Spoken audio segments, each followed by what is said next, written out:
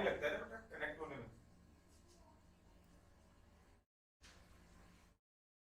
हाँ जी, आज आपके साथ देखते हैं एक जनरल इंट्रोडक्शन डिस्कस करते हैं, ठीक है अनुज जैन। और देखिए सबसे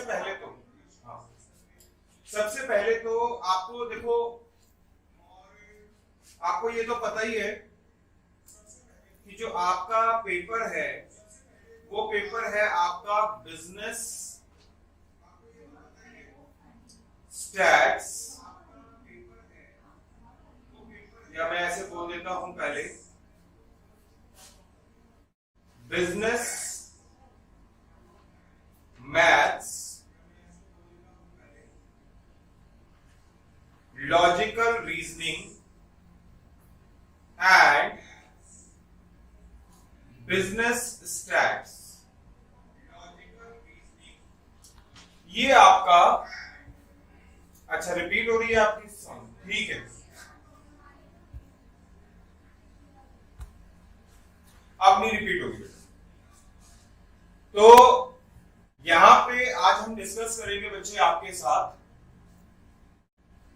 एक तो आपका कोर्स स्ट्रक्चर के बारे में, और एक टॉपिक डिस्कस करते हैं आपके साथ। क्या डिस्कस करते हैं? एक टॉपिक।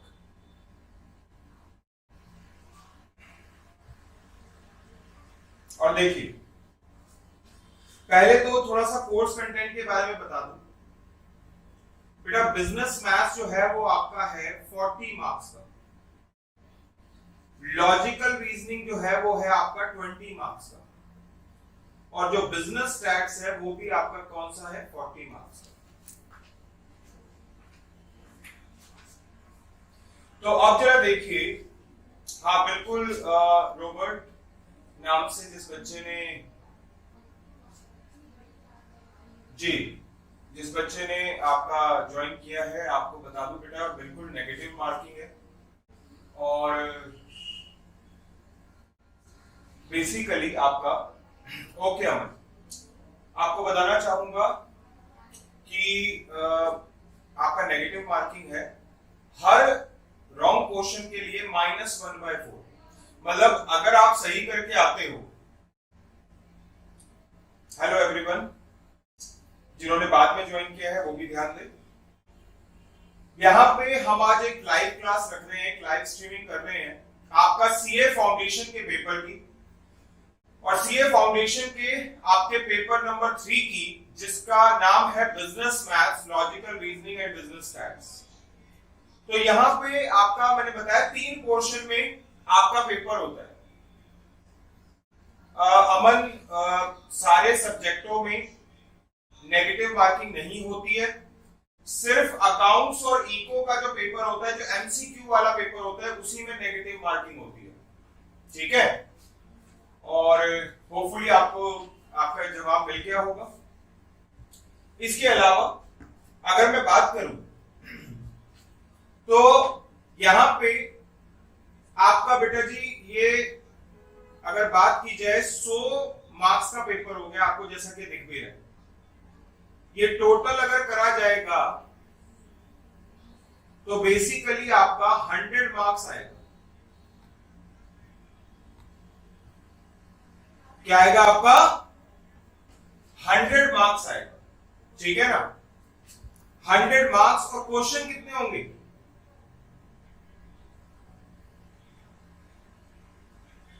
100 क्वेश्चंस होंगे।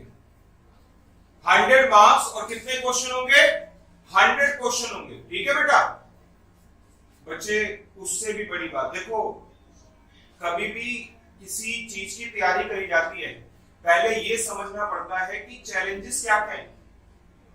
तो सुन लो, चैलेंजेस बता रहा हूं आपको। चैलेंजेस ये है कि आपका यहां पे ये 100 मार्क्स का पेपर, जिसमें 100 क्वेश्चन आएंगे। हेलो धर्मेंद्र, ठीक है ठीक है ठीक है। आपको अभी आई थिंक कुछ बच्चे पूछ रहे हैं, अनुज जैन ने पूछा, अनुज जैन ने कहते हैं सर कौन सा सब्जेक्टिव है, कौन सा ऑब्जेक्टिव। चलिए फिर मैं एक काम करता हूं, पहले मैं आपकी बातों का जवाब देता हूं, क्योंकि देखिए क्लास में भी हम जब अपनी लाइव क्लास लेते हैं तो उसमें भी स्टूडेंट्स को प्रायोरिटी पे रखते हुए पहले अपनी बात तो कहनी है, अपनी बात तो कहनी ही है।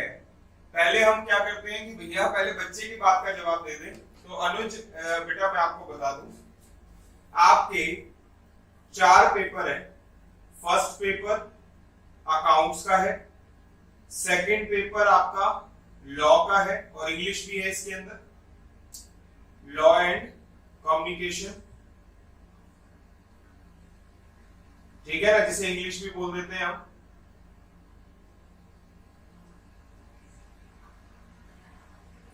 फिर तीसरा पेपर है आपका मैथ्स स्टैट्स का और जो फोर्थ पेपर है वो होता है आपका किसका, इको का। भाई आपके पहले दो पेपर कौन से हैं बच्चे आपके, सब्जेक्टिव। पहले 2 पेपर कौन से हैं आपके, सब्जेक्टिव। लॉ एंड इंग्लिश भी कौन सा है बेटा जी आपका, सब्जेक्टिव, और अकाउंट्स भी आपका सब्जेक्टिव जिसमें नेगेटिव मार्किंग नहीं होती, ठीक है। अब यहां पे अगर बात करें मैथ्स स्टैट्स का पेपर है ऑब्जेक्टिव, इको का पेपर भी है ऑब्जेक्टिव। मुझे ऐसा लगा था कि आई थिंक ये थोड़ी बेसिक इंफॉर्मेशन होती है तो ऑलमोस्ट आप लोगों को पता ही होगी। तो अब जरा देखिए, लेकिन कोई बात नहीं, मैं बता देता हूं। ये पेपर 3 आवर्स का आता है, ये वाला पेपर भी 3 आवर्स का आता है, और ये वाला पेपर लेकिन 2 आवर्स का आता है। ये वाला पेपर भी 2 आवर्स का आता है। ऑल्दो आपकी जानकारी के लिए बता दूं कि सारे के सारे पेपर जो हैं होते 100 मार्क्स के। सारे के सारे पेपर जो होते हैं होते 100 मार्क्स की है बेटा। तो बच्चे यहां पे थोड़ी सी नाइंसाफी भी है मैथ्स फैक्ट्स और इको के साथ, स्पेशली मैथ्स फैक्ट्स के साथ, कि आपका 100 मार्क्स का ही पेपर यहां पे लिया, लेकिन बेटा जी आपका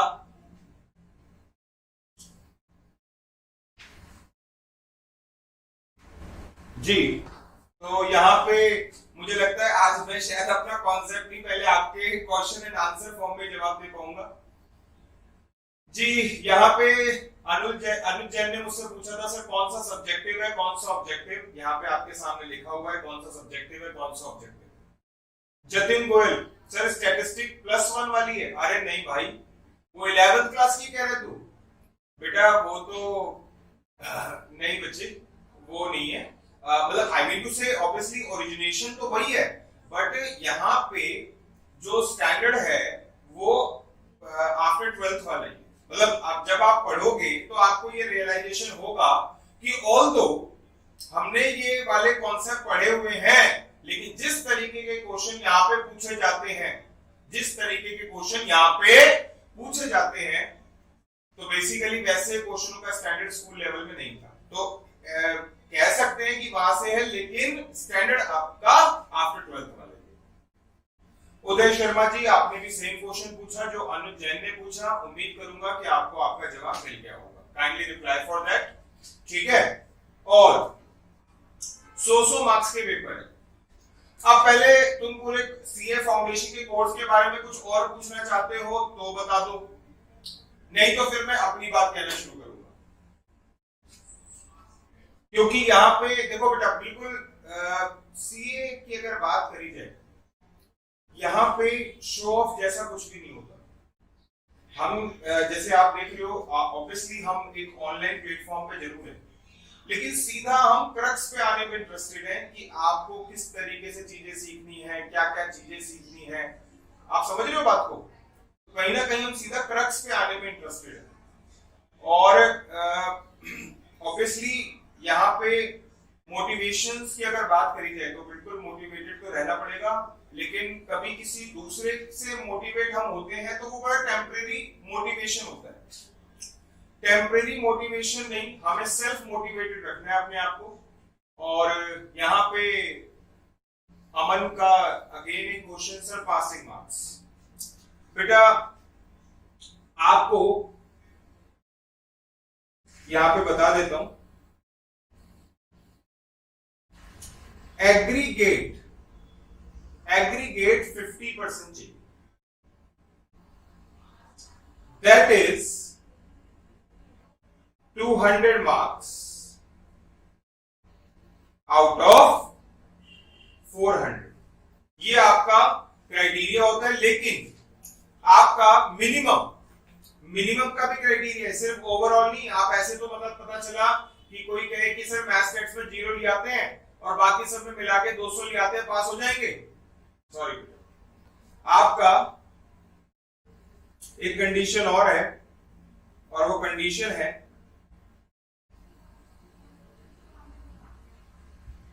minimum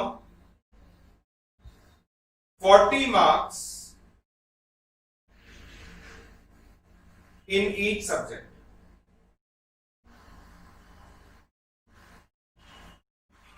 minimum 40 marks in each subject। ठीक है, तो this is the criteria of passing in CA foundation।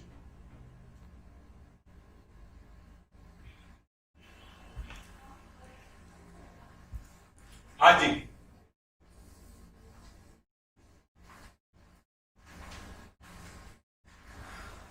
अच्छा, कि बहुत अनुज कह रहे सर बहुत लोग डीमोटिवेट कर रहे हैं। भाई अगर सीए के कोर्स की अगर बात की जाए तो बेटा आपको बता दूं, आपके जैसी चालू हुआ क्वेश्चंस आए तो मैं तो बताना भी भूल गया। सबसे पहले आपको अपना नाम बता दूं, मेरा नाम है विशाल शर्मा और लास्ट 15 ईयर से मैं बेसिकली सीए फाउंडेशन के बच्चों को सर्व कर रहा हूं और 15 साल के अंदर एक सिंगल बच्चा भी मैंने ऐसा नहीं देखा जिसने जेन्युइन मेहनत करी हो और वो कभी उसका रिजल्ट नेगेटिव रहा। ठीक है अनुज, तो आज तक मैंने एक सिंगल बच्चा भी ऐसा नहीं देखा जिसने मेहनत करी और वो क्लियर नहीं हुआ। कई बार क्या होता है किसी का कुछ सब्जेक्ट वीक होता है तो ये हो सकता है कि वो 90 नहीं ला पाया, 80 नहीं ले पाया, 60-70 में काम चलाया, लेकिन नेगेटिव रिजल्ट कभी नहीं देखा। ये होता क्या है, जब हम आफ्टर 12th कोई भी काम कर रहे होते हैं तो ना थोड़ा सा कई बार क्या होता है कि बच्चे ना यारी दोस्ती ज्यादा निभाने लग जाते हैं, नए नए दोस्त बनाने लग जाते हैं, तो वह उसी में मतलब कि घुल मिल जाते हैं। जो पर्पस होता है, जो ऑब्जेक्टिव होता है आफ्टर 12th किसी कोर्स को ज्वाइन करने का, देन फिर एक कोचिंग इंस्टीट्यूट को ज्वाइन करने का, कोचिंग लेने का, वो भूल जाते हैं, बस यारी दोस्ती में निकल गए। तो सही बताऊं तो रियल लॉजिक, बिल्कुल कोर लॉजिक बता दिया है आपको कि अनसक्सेस का रेट, बट अदरवाइज जिसने भी जेन्युइन मेहनत करी अगर, तो वो सारे के सारे बच्चे पिछले 15 साल में एक भी ऐसा बच्चा याद नहीं है जिसके साथ ऐसा कभी हुआ। ठीक है, बट हाँ that's a part, exception are always there, exception होते हैं, लेकिन जैसा कि अनुज आपने कहा बहुत लोग डीमोटिवेट कर रहे हैं, तो भाई मैं आपको बता दूं, जो लोग डीमोटिवेट करें ना उनसे कभी कोई अच्छा कोर्स पूछना और फिर अच्छे कोर्स की सैलरी पूछना। खैर अल्टीमेटली आप सबका एक ही ऑब्जेक्टिव है, आप जब सीए का कोर्स करते हैं तो आपका पर्पस ये नहीं होता that you want to be intellectual and all, नहीं, कहीं ना कहीं आप एक अच्छी ऑर्गेनाइजेशन का पार्ट बनना चाहते हैं और उस अच्छे ऑर्गेनाइजेशन में से अच्छी सैलरी लेना चाहते हैं जिससे कि जो भी आपकी विशेस हैं उनको फुलफिल कर सके। तो भैया ये ही एक ऐसा कोर्स है, जो भी तुमने सोच रखा होगा ये कोर्स तुम्हें हेल्प कर देगा हर कुछ उस चीज को पूरा करने में। ठीक है, और ऑल्दो कोर्सेज बहुत होते हैं लेकिन क्या बोलूं, खैर फिलहाल जरा देखिए यहाँ पे अगर मैं बात करूं तो now let's come to the point. आइए मैं थोड़ा सा आपको सब्जेक्ट के बारे में बता रहा था, सब्जेक्ट की डिफिकल्टी बता रहा था। दोस्तों एक तो जैसे कि अभी मैंने आपको बताया यहाँ पे कि 100 मार्क्स का आपका पेपर है और 100 ही क्वेश्चन आने हैं, और बेटा कि कितने आवर्स में कंप्लीट करने पड़ेंगे आपको? 2 आवर्स के अंदर। बच्चे एक बात बताओ, अगर आप 2 आवर्स के अंदर कंप्लीट करते हैं, मैं आपसे पूछना चाहूंगा 2 आवर्स में कितने मिनट होते हैं? 120 मिनट। 2 आवर्स में कितने मिनट होते हैं? 120 मिनट होते हैं। 120 मिनट में 100 क्वेश्चन। 100 जी कन्हैया मिश्रा जी नमस्कार। 120 मिनट में 100 क्वेश्चन। कहीं ना कहीं मोटे मोटे तौर पे माना जाए 20 मिनट आप कहीं पे कुछ सोच भी रहे होंगे एज सच, ठीक है ना, कहीं पे किसी क्वेश्चन को थॉट दे रहे होंगे। सॉल्व करने की बात नहीं, मैं कह रहा हूँ थॉट प्रोसेस की ही बात कर रहा हूँ।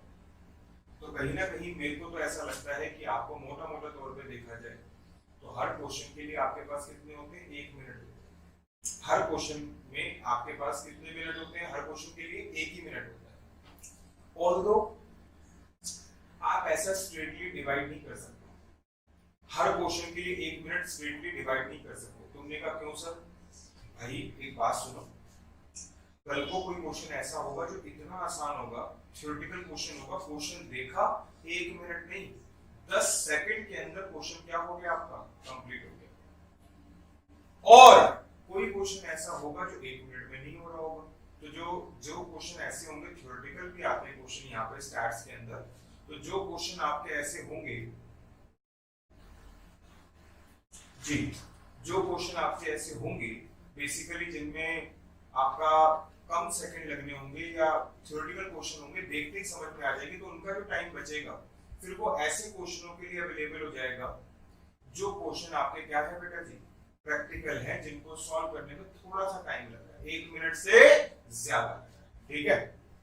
तो इससे भी बड़ा चैलेंज आपको ये देखो यहाँ पे क्या है चैलेंज बेटा जी। दूसरा ये है कि आपको पेपर के अंदर जो एक रफ शीट जो है, वो रफ शीट सिर्फ एक सिंगल पेज अवेलेबल होगा, इससे ज्यादा नहीं होगा।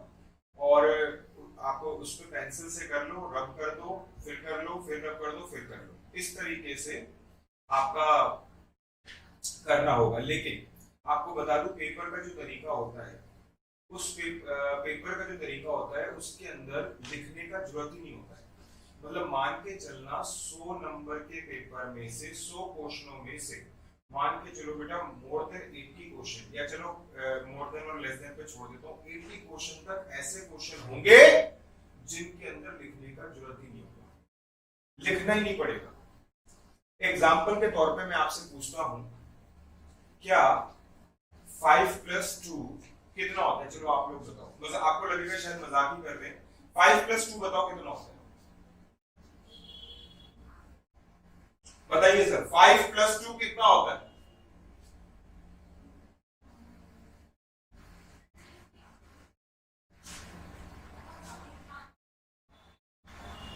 और कीर्ति ने यहाँ पे, कीर्ति गुप्ता जी ने बताया 7, प्रेरणा मेहरा ने बताया 7। हेलो टू एवरीवन जिन्होंने बाद में ज्वाइन किया, और सबने बताया कि आपका 7 होता है। यार अमन ये क्या बात है, 52 5 + 7 52 होता है, क्या लॉजिक है भाई? चलिए कोई बात।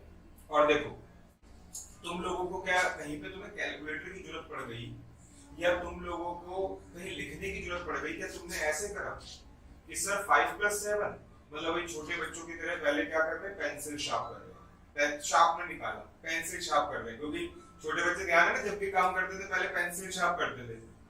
और आपका यहाँ पे फिर लिख रहे हैं वो 5, ठीक है ना, और प्लस में आपका 2, फिर ऐसे ही उन्होंने लाइन डाली। फिर उसके बाद आपका ध्यान होगा, अगर छोटी क्लासेस में पहली बार बनाते थे 1 2 3 4 5, 1 2, फिर वो बच्चे गिनते थे 1 2 3 4 5 6 7 और 7। बेटे एक बात बताओ कि आप लोगों ने क्या ऐसे लिख के करा या बिना लिखे करा? आई एम श्योर बिल्कुल जतिन हेल्प मिलेगी आपको। तो आपका यहाँ पे जैसे ही मैंने यहाँ पे पहली बार बेसिकली बनाया, क्या तुम लोगों ने ऐसे सॉल्व करा इस 5 + 2 को? नहीं। तो मैं ये पूछना चाहूंगा कि 5 + 2 को तुम ओरली करके ज्यादा इंटेलिजेंट फील करते हैं आप लोग? नहीं बेटा। क्या एक नर्सरी क्लास या फर्स्ट क्लास जहाँ पे इस चीज को पढ़ाया जाता है 5 + 2 = 7, क्या हम उस फर्स्ट और सेकंड के बच्चे को ये कहते आप तो नालायक हो और हम होशियार हैं, हम इंटेलिजेंट हैं, क्योंकि आप तो लिख के कर रहे हो और हम बिना लिख के कर रहे हो? क्या वाकई में ऐसा है? नहीं। तो अल्टीमेटली जो भी छोटा बच्चा फर्स्ट सेकंड के अंदर है वो कंफर्टेबल नहीं है एडिशन के अंदर इतना, इसलिए वो लिख के करता है। और आप और मेरे जैसे जो इंसान बड़े हो चुके हैं वो एडिशन को इतने सालों से कर रहे हैं कि वो कंफर्टेबल हो चुके हैं। CA institute of chartered accountant of India और बल्कि सीएमए भी जो है, ये सब की एक्सपेक्टेशन यही है कि आप अभी तक जो पढ़ के आए हैं आप उन सब के अंदर इतने ही कंफर्टेबल होंगे जैसे कि आपसे 5+2 पूछा जाए और आप एकदम से 7 बताएं।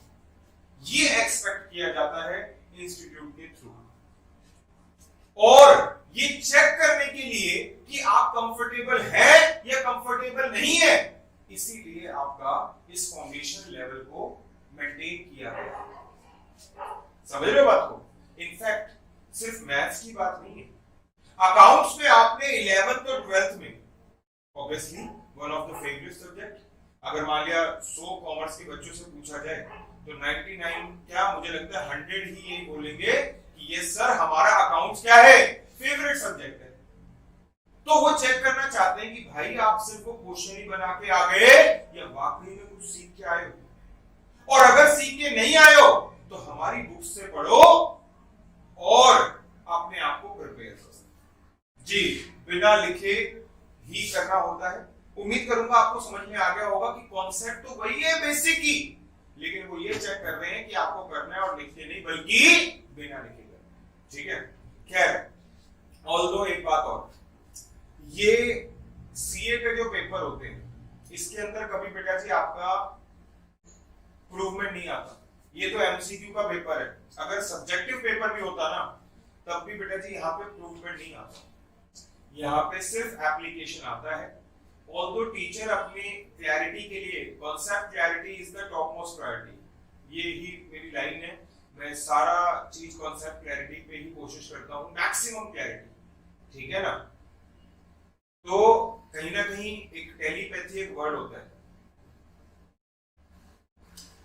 बिल्कुल जतिन सर से ये बिल्कुल आपने अच्छी लाइन बोली है कि अगर एक बार, क्योंकि देख बेटा वो 100 क्वेश्चन कराना, 200 क्वेश्चन कराना, 500 क्वेश्चन कराना, यार वो स्कूल लेवल में अभी भी हम भी करते हैं, लेकिन हम ना क्वेश्चन काउंट नहीं करते रहते कि इतने क्वेश्चन करा दिए, उतने क्वेश्चन करा दिए। भाई अगर इसमें ना सिंपल सा क्राइटेरिया हो सकता है किसी बच्चे को 2 में हो, 2 क्वेश्चन करो और उनको कॉन्सेप्ट क्लियर हो जाता है। सबका अपना अपना लेवल होता है, दैट्स अ बिटर ट्रूथ, लेकिन ये मानना पड़ेगा बात को।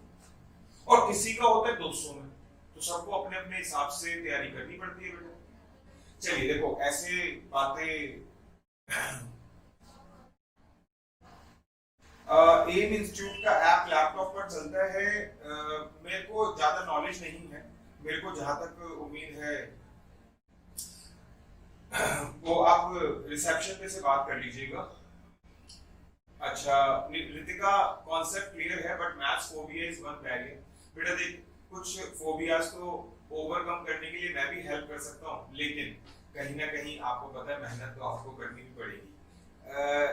ऐसी बात नहीं है, इंसान अपने आप को कोशिश करता है कि उसे जितने भी तरीके के फोबिया हैं वो ओवरकम करे। और रितिका मैं आपको यकीन दे रहा हूँ, हर बार बच्चों 80 मार्क्स 90 मार्क्स वालों की लाइन लगी होती है। एक गर्ल लास्ट नवंबर अटेम्प्ट के अंदर एक बच्चे के मार्क्स आए 93, मेरे से ही पढ़ी हुई थी, रैंक भी आई थी उसकी, याद नहीं आ रहा मुझे। और बट सही बताऊं तो उससे जब हमने एक प्राइज डिस्ट्रीब्यूशन सेरेमनी करी तो हमने उससे पूछा कि बेटा मतलब जैसे हमने बोला कि तेरा बाकी बच्चों को भी बताया, क्योंकि अगले अटेम्प्ट के सीए फाउंडेशन वाले बच्चे वहां बैठे हुए थे, तो हमने बोला कि बेटा आप बताओ कि कैसे आपके 93 मार्क्स आ गए सीए फाउंडेशन के अंदर या कुछ इस तरीके से, ऐसे हमने उससे पूछा। कहती है पता ही नहीं कैसे आ गए एक्चुअली। और दैट्स अ वेरी फैक्ट कि वो शुरुआत में सोच रही थी कि मैं सीए ना करूं, कुछ और कर लूं, और बाद में उसके बहुत अच्छे मार्क्स आ गए। कंटिन्यूअस थोड़ी थोड़ी मेहनत करनी है, रोज ज्यादा काम इकट्ठा करोगे कोई नहीं कर सकता, ना मैं कर सकता ना आप। मैं भाई सच में बिलीव करता हूँ जबरदस्ती की बड़ी बड़ी बातें करने से कुछ होगा नहीं, अपने आप को थोड़े थोड़े टारगेट रख के ही कुछ अचीव कर। ठीक है, अच्छा अब देखो बातचीत तो होती रहेगी, थोड़ा सा कॉन्सेप्ट हम समझे। और आइए डिस्कस करते हैं, बेसिक सा कॉन्सेप्ट उठा लेता हूं आप लोगों के लिए, और जो हर किसी को आता होगा। यहाँ पे कोई भी मैथ्स बैकग्राउंड हो, कोई भी नॉन मैथ्स बैकग्राउंड हो, थोड़ा सा टीचिंग पोर्शन पे भी आ जाते हैं।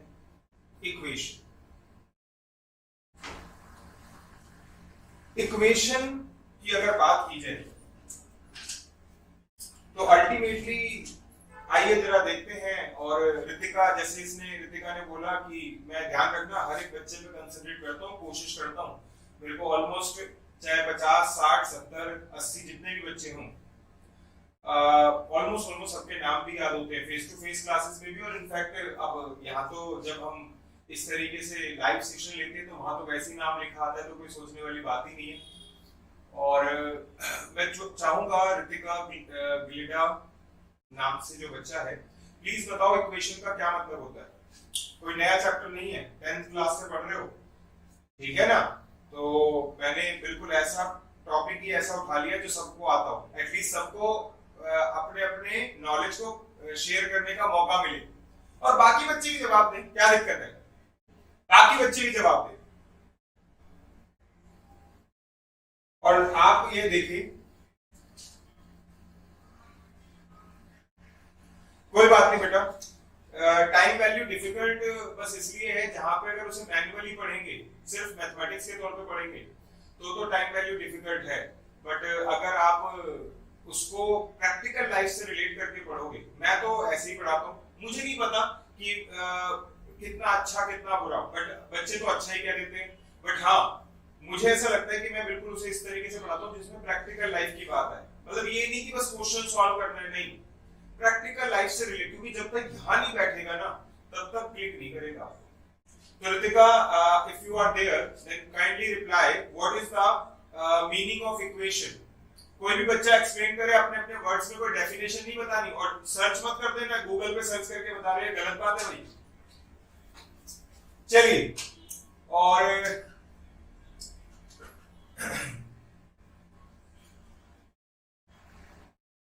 हाँ जी, तो एक काम करते हैं,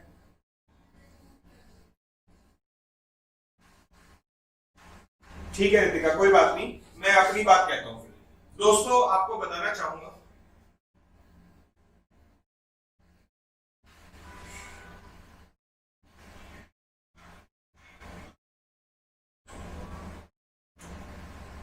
an algebraic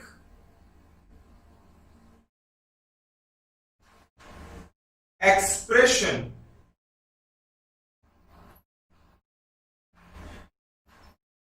having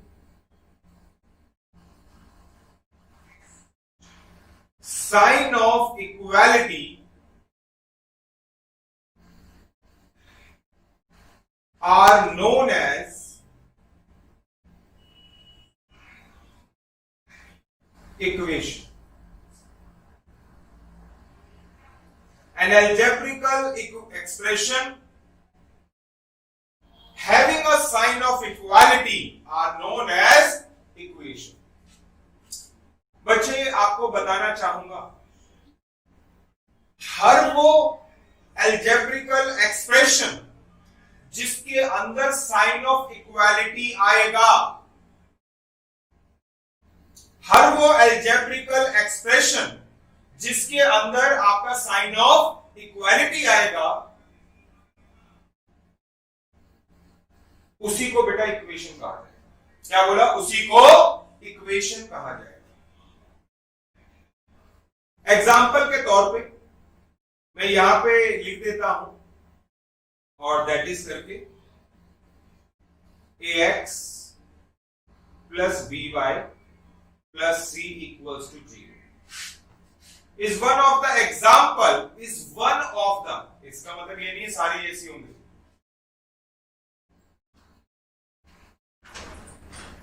नहीं जतिन, सीए फाउंडेशन के बाद मैथ्स नहीं है, फाउंडेशन में ये मैथ्स, ठीक है। और इक्वालिटी ऑफ टू एक्सप्रेशन, ठीक है, ऐसे भी बोल सकते हैं, कोई दिक्कत नहीं है।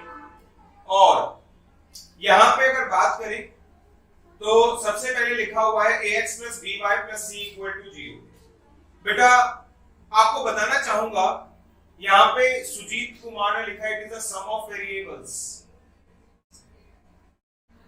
इन सर्टेन, चलो मैं एक काम करता हूं, सुजीत कुमार जी जो है इनसे ही बात करते हैं और जरा देखिएगा। इसने कहा है कि इन्होंने लिखा है बेटा कि it is the sum of variable, ठीक है ना, it is the sum of variable. तो बच्चे आपको बताना चाहूंगा कि यहाँ पे अगर मान लिया x प्लस वाई और प्लस में 2 लिख देता हूं मैं। सुजीत जी ध्यान दीजिएगा प्लीज बच्चे, और मैं ये कह रहा हूं ये भी तो सम ऑफ वेरिएबल ही है ना, x प्लस वाई भी है और एक 2 कांस्टेंट भी प्लस कर दिया, क्या इसको इक्वेशन कहेंगे? सुजीत जी आप बताएं। ध्यान रखना, मैंने जैसे कि बोला मेरा हर किसी पे ध्यान रहेगा, और आपका मतलब इनफैक्ट जब फेस टू फेस क्लासेस होती हैं तो फेस टू फेस क्लासेस में भी मैं हर किसी पे ही ध्यान देते हैं। कोई बिल्कुल ही बचना चाहे कि नहीं मुझे मतलब, तो फिर अलग बात है, आप ज्यादा अनकंफर्टेबल हम भी फील नहीं करवा सकते, बट अदरवाइज बिल्कुल आपको छुपाने नहीं दूंगा आपकी कमियां। आपकी कमियां जब आप अपने सामने रखोगे तभी वो ओवरकम कर पाओगे। तो फिलहाल मैं यहाँ पे सुजीत जी आपका वेट कर रहा था, जरा बताएं क्या ये आपने बोला it is the sum of variable, क्या ये सम ऑफ वेरिएबल है x प्लस वाई प्लस 2 भी लिख दिया मैंने, आप चाहो तो चलिए सम ऑफ वेरिएबल्स है ना कांस्टेंट। तो मैं ये पूछना चाहूंगा सुजीत कुमार जी या जैसे ये गुप्ता कैफे नाम से एक रिप्लाई आया है, क्या इसे इसको जो मैंने ग्रीन कलर से लिखा हुआ है क्या आप इसे इक्वेशन बोलेंगे? Kindly reply. और रितिका आप भी बताओ, अमन, जतिन आप बताओ, क्या ये ग्रीन कलर से जो मैंने लिखा हुआ है x प्लस वाई प्लस 2 क्या इसे इक्वेशन बोलेंगे? जतिन मना कर रहे जी। सुजीत जी आप बताएं, और एक बच्चा गुप्ता कैफे नाम से है तो वो भी प्लीज रिप्लाई करो भाई। रितिका आप भी करें, और बहुत सारे बच्चों ने ज्वाइन किया है, क्योंकि एकदम से मैसेज पे मैसेज आते चले गए तो मैं सबका नाम नहीं देख पाया। ऑब्वियसली पहले दिन में तो नाम याद भी नहीं होते। और यहाँ पे सुन लीजिएगा जतिन ने क्या जवाब दिया है, sir it is not an equation. Jatin ने जवाब दिया है sir it is not an equation, और मैंने कहा क्यों? कहते हैं because it does not contain the sign of equality, because it does not contain the sign of equality, क्योंकि यहां पे साइन ऑफ इक्वालिटी नहीं है, इसी वजह से ये एक्सप्रेशन, ये अलजेब्रिकल एक्सप्रेशन आपका इक्वेशन नहीं है। ठीक है, तो ऊपर देखो तो सही, मैंने डेफिनेशन में क्या लिखा है, an algebraical expression having sign of equality are known as equation। having sign of equality पे ज्यादा ध्यान दिया गया है। इनफैक्ट आपको बताना चाहूंगा दोस्तों, ये बेसिक सी बातें हैं आपका। ऑब्वियसली यार ये कौन सा रॉकेट साइंस वाला कोर्स है, रॉकेट साइंस होता तो शायद हमें भी नहीं आता होता, ठीक है ना। लेकिन अगर मैं बात करूं तो ये बहुत बेसिक सी चीजें हैं। और देखो x इक्वल टू 2 जैसे ये है, मैं इसे बोलूं कि क्या ये इक्वेशन है, कुछ बच्चे ना मन में डाउट करेंगे, बेटा यही मन में डाउट करेंगे कि यार ये इक्वेशन है क्या?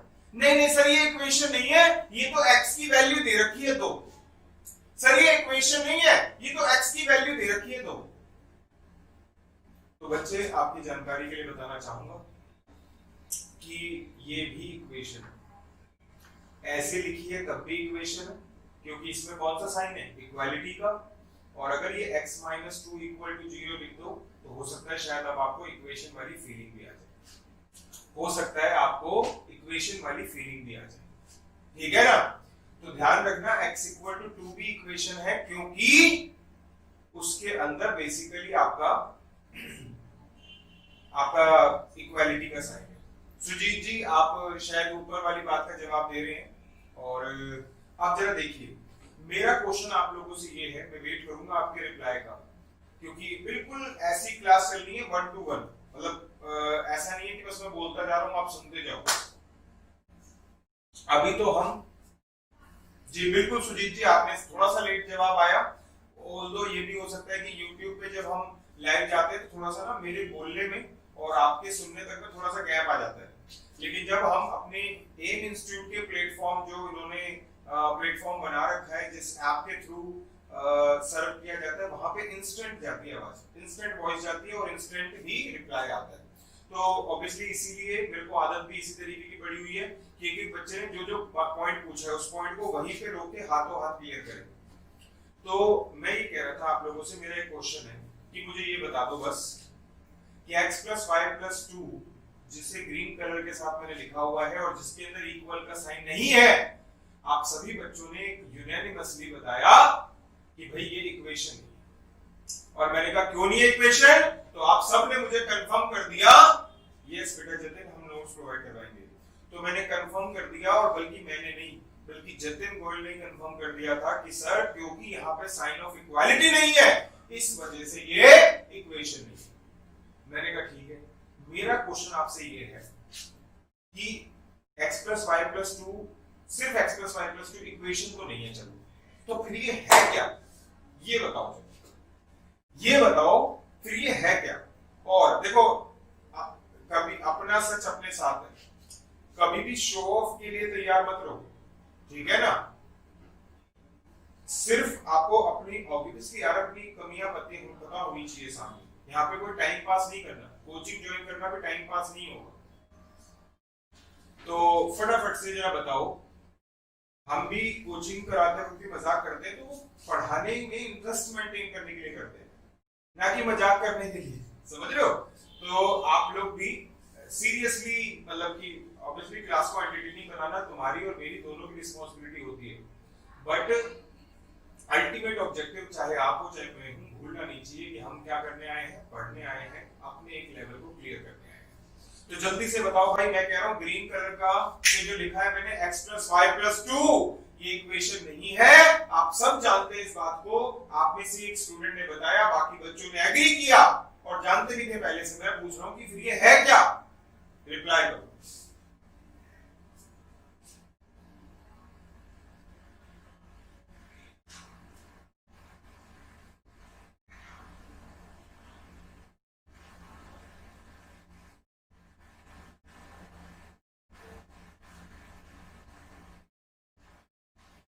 Jatin Goyal, simple algebraic form.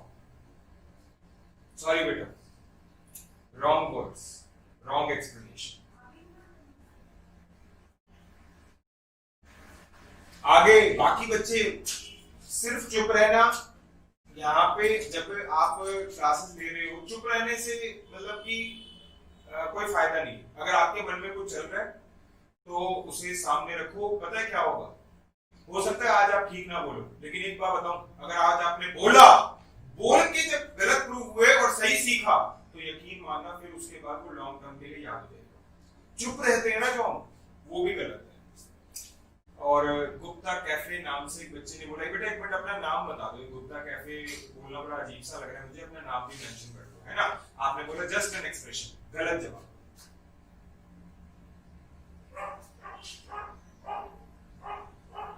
Nishu Sharma, series simple equation. देख लो, तुम्हें एक 10th क्लास का चैप्टर पढ़ा रहा हूं और 10th क्लास के चैप्टर से कुछ पूछा और आपको वो बात पता नहीं। ये क्लैरिटी चाहता है ICAI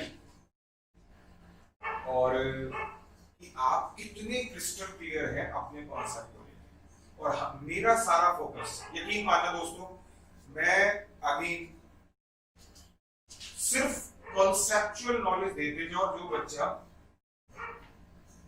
अच्छा कीर्ति दूसरा, ठीक है कीर्ति, तो मैं ये कह रहा था कि ये 10th क्लास का टॉपिक है और मैं 10th क्लास के टॉपिक में से एक बात पूछी है।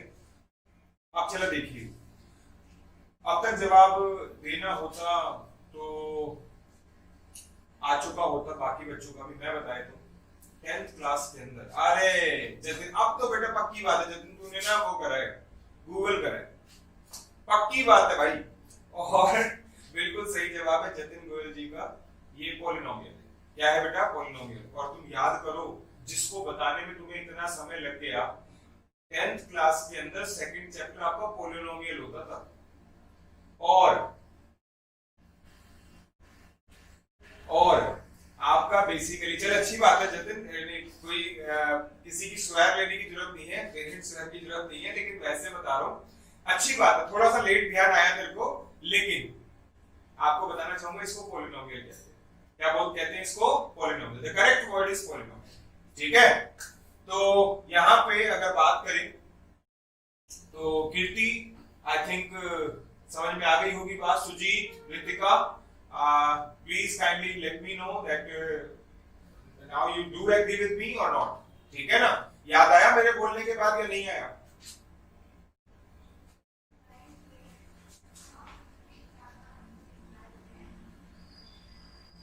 और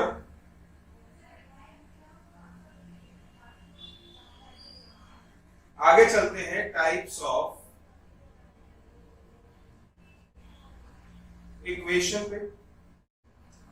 तो टाइप्स ऑफ इक्वेशन की अगर बात करें तो बेसिकली पता ही है यार आपको, लीनियर इक्वेशन होती है,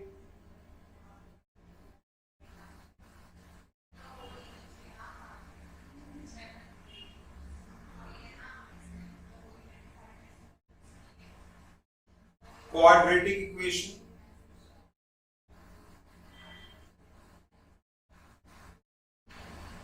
क्यूबिक इक्वेशन। तो बेसिकली ये चीजें हैं। यहां पे अगर मैं डिस्कस करूं,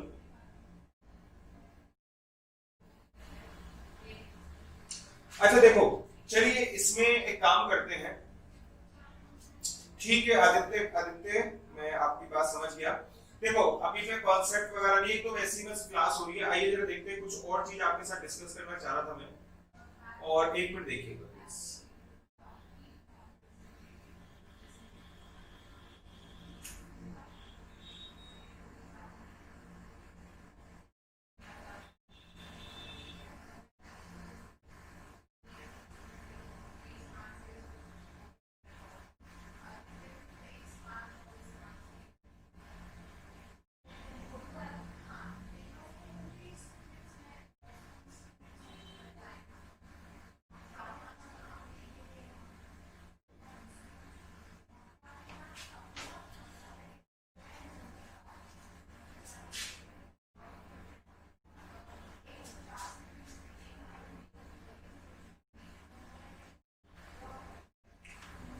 हाँ जी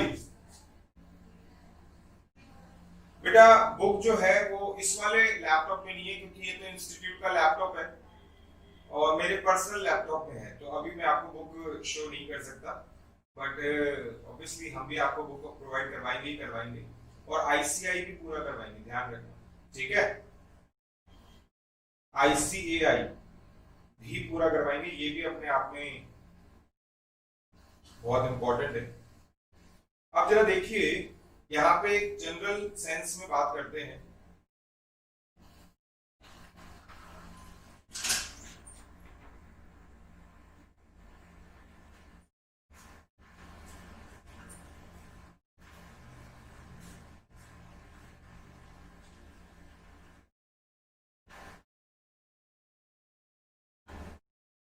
हाँ जी, तो आइए जरा देखिएगा यहाँ पे अगर मैं बात करूं तो मैं वैसे ही जनरल सेंस में क्वेश्चन डिस्कस कर रहा हूँ। वैसे वर्ड प्रॉब्लम है। अब जब ये वर्ड प्रॉब्लम होती थी हम लिख के सॉल्व करते थे, लेकिन पेपर में लिखने का स्कोप नहीं होता, ना तो टाइम होता है और ना ही इतना स्पेस होता है कि आप सब कुछ लिख के करें। तो देखो दिमाग लगाओ, एक छोटा सा ओवरव्यू दे रहा हूँ। Monthly income of 2 person, monthly income of 2 person are in the ratio 4:5. Monthly income of 2 person are in the ratio 4:5. 2 person है 4:5 की रेशियो में कमाते हैं, and their monthly expenses are in the ratio of 7:9. If each saves ₹50 per month, find their monthly income. बेटा जैसे ही मैंने देखो अब कैसे करना, जैसे ही मैंने देखा कि 4:5 का रेशियो है, मैंने ऑप्शन की तरफ देखा। बेटा 4:5 में तो एक ही ऑप्शन आ रहा है, और कौन सा ऑप्शन आ रहा है? B option. कौन सा ऑप्शन आ रहा है? B option. क्योंकि बी ऑप्शन में जो दोनों पर्सन है, पहला पर्सन 400 रुपए कमाता है, दूसरा पर्सन 500 रुपए कमाता है, तो 4:5 का रेशियो मेंटेन हो जाता है। कहते हैं सर उनके एक्सपेंसेस 7:9 में है। मैंने कहा अच्छी बात है, प्रोवाइडेड इन दोनों की सेविंग 50 होती है।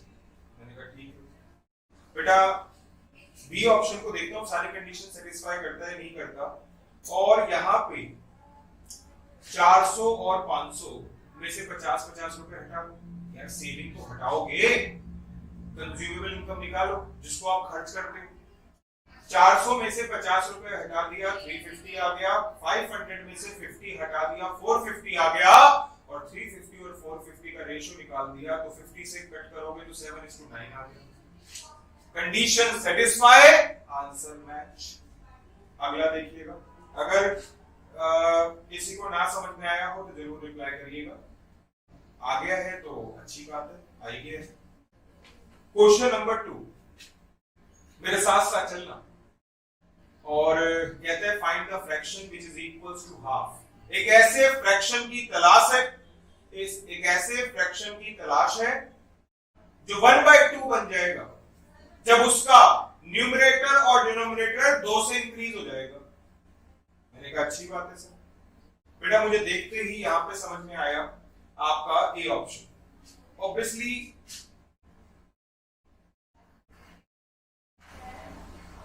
आपका क्वेश्चन नंबर 2 जो है, इसके अंदर ए ऑप्शन जो है, ए ऑप्शन के अंदर मेरे को मतलब कि ऑब्वियसली यार मैं कोई तुक्के थोड़ी, जब मेरे को पता होगा मैं तो ए ऑप्शन से शुरू करूंगा ना। पहला ऑप्शन ट्राई करूंगा, दूसरा करूंगा, तीसरा करूंगा। मैंने ए ऑप्शन से ट्राई करा। बेटा आपका न्यूमरेटर को 2 से बढ़ा दो, 3 + 2 कितना आ जाएगा 5। डिनोमिनेटर को 2 से बढ़ा दो, 8 + 2 कितना हो जाएगा 10, और 5/10 कुछ और नहीं बल्कि कितना होता है 1:2। पहली कंडीशन सेटिस्फाई। कहता है सर हाँ सुजीत, सॉरी अजीत, मैं भूल गया था, आपने अभी सॉरी आदित्य अपना नाम बताया था। यस बेटा, एक और बुक है जो मैं आपको अपनी बुक जो सर्च करता हूं, ठीक है ना। और कहीं ना कहीं पर्पस बस ये है कि पेपर में ऐसा कोई क्वेश्चन ना आ जाए इतना करवाने के पीछे। और ऐसा नहीं है कि सिर्फ मैं सुन लो, मैं आपको ये एक्सरसाइज भी कराऊंगा जो अभी जैसे दिख रही है ना ICI की, इसके अलावा ICI के एडिशनल क्वेश्चन बैंक भी दिखा दूंगा, वो भी करवाऊंगा। ये देखो सिर्फ ये नहीं है। ऑब्वियसली यार ये बात भी बतानी जरूरी होती है कि कहीं ना कहीं let it be very true कि कहीं ना कहीं कोई भी इंस्टीट्यूट है तो वो इस तरीके के लाइव सेशन रख रहा है, ये देख रहे हो, तो लाइव सेशन रख रहा है तो कहीं ना कहीं वो ये कन्वे कर रहा है कि बच्चों को ये पता चले कि हम किस तरीके से करवाते हैं और क्या क्या करवाते हैं। ठीक है बच्चे, तो बेसिकली इसीलिए मेरे को ये बोलना पड़ा, ऑल्दो ऐसे बोलना मुझे बड़ा अजीब सा लगता है, प्रमोशन सा करना, लेकिन कोई बात नहीं भाई, पार्ट ऑफ द जॉब है, ये भी करना पड़ेगा। ठीक है, खैर तो मैंने बोला उसने कि जो फ्रैक्शन है वो आपका 3/4 हो जाता है जब आपका दोनों को 12 से इंक्रीज किया जाता है। बेटा 3 + 12 ये ऑप्शन में चेक कर रहे हैं क्योंकि पहली कंडीशन तो सेटिस्फाई हो गई थी। 3 + 12 कितना हो गया 15, और नीचे 8 + 12 कितना हो गया 20। तो 15/20 आपका आ गया, जिसको 5 से अगर कट करोगे तो ऊपर 15 कट होगा 3 से और नीचे का 20 कट होगा 4 से। 3/4 फ्रैक्शन आ गया, कंडीशन सेटिस्फाई, आंसर मैच। अब कई बार ऐसा होता है, मैं आपको बताना चाहूंगा, इसमें भी बच्चे ऐसे जब बता रहे होते हैं नहीं समझ पा रहे होते, कुछ को लैंग्वेज समझ नहीं आ रही होती है, ठीक है ना, तो सब कुछ डेवलप होगा लेकिन थोड़ा सा टाइम टेकिंग प्रोसेस है, धीरे धीरे ही होगा। अगला देखिए, कहता है क्वेश्चन नंबर 3 के अंदर the age of a person is twice the sum of the ages of his 2 sons. एक पर्सन है जिसके 2 बेटे हैं। अच्छा जी, दोनों बेटों की एजेस का सम करा और सम करने के बाद डबल करा तो फादर की एज आती है, ऐसा क्वेश्चन ने कहा। मैंने कहा अच्छी बात है। कह रहा है 5 ईयर एगो, एगो का मतलब आप जानते हो पहले, 5 साल पहले उस जो एज थी फादर की वो 3 गुना थी। किससे? Sum of their ages, find his present age. आप लोग दिमाग लगाओ जरा, बताओ क्या आंसर होना चाहिए। और शाबाश। सेकंड क्वेश्चन में दिक्कत आई आपको? हाँ जी शाबाश जी, देख लीजिए मैं वैसे बताया तो यहां पे उसने बोला है